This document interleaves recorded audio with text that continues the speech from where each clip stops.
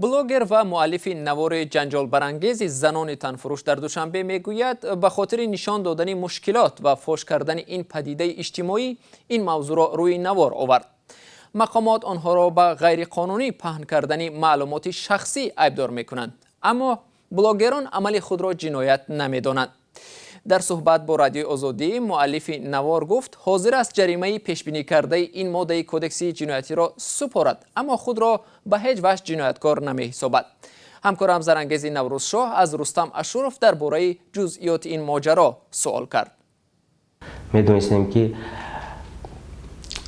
پاپولارنس پیدا می‌کنیم و بسیار چیزا می‌دونستیم و می‌دونستیم که может быть فرود میکنن، سوال جواب میکنن.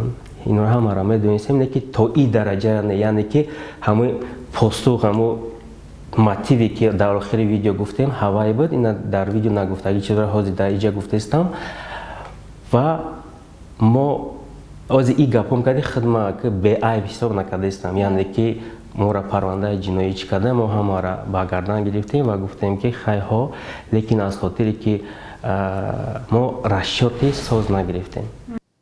در ادامه زرانگیز از او پرسید که احتمال بسیاری ها را آن به غضب آورد که آن شما برای پول و شهرت یافتن به این موضوع دست دادید. درست است؟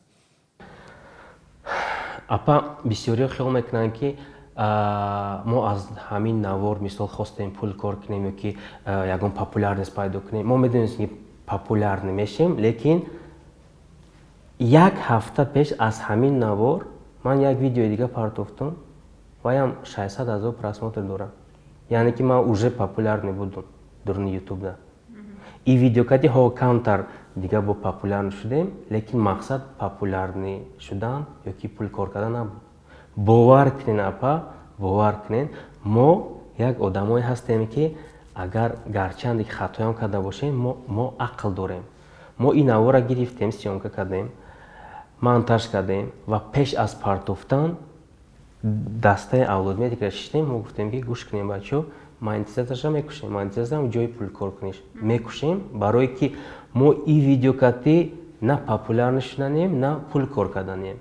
از همین خاطر ما انتظار میکشیم برای که این ویدیو این نوار کم ترک باید ما تأثیری ارائه کنیم آدم‌ها. بینندگان عزیز، شکل کامل این گزارش را با نظر جانب‌ها و بهای حقوقشناس در صحیفه آزادی ویدیو در یوتیوب و سامانه www.azadi.org می توانید ببینید.